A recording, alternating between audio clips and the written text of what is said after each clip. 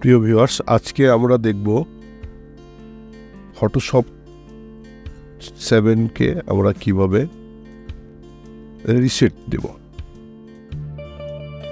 সেই রিসেট দেওয়ার পদ্ধতি আজকে আমরা দেখব। ভিডিওটি শুরু করার আগে আপনাদের কাছে আমার রিকোয়েস্ট, আমার এই ছোট্ট চ্যানেলটি সাবস্ক্রাইব করে দেবেন।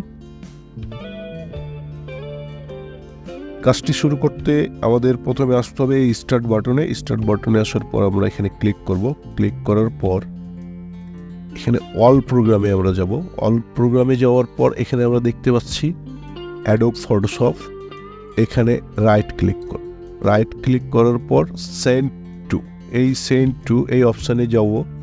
এখানে যাওয়ার পর এর আন্ডারে দেখবেন অনেকগুলো আছে। এখান থেকে আপনি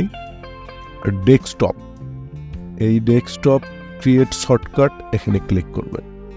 ক্লিক করার পর এই যে দেখতে পাচ্ছেন আমাদের ফটোশপ 7-এর শর্টকাট কিটি এখানে তৈরি হয়ে গেছে। এখন আমাদের কাজ হচ্ছে কিবোর্ড থেকে Ctrl+Alt+C এই 3টি বাটনকে একসাথে আমরা চাপ দেব। একসাথে প্রেস করার পর আমরা এই অ্যাডোব ফটোশপের এখানে আমরা মাউস নিয়ে এসে রাইট বাটনটি ক্লিক করব।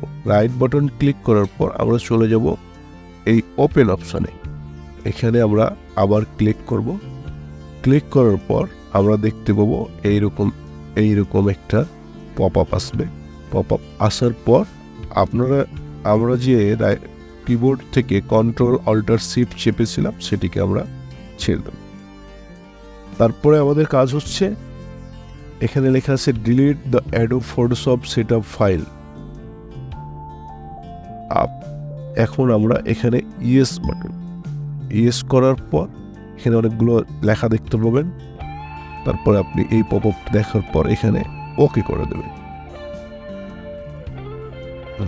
ওকে করে দিলেই আমাদের ফটোশপটি রিসেট নিয়ে নেবে।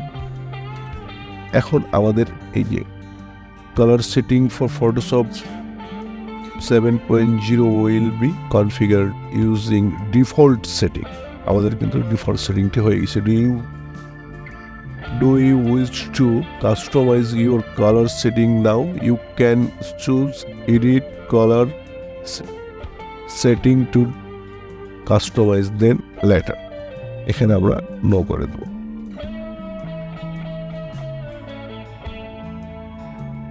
প্রিয় দর্শক, এভাবেই আমরা ফটোশপ 7 রিসেট দিতে পারবো।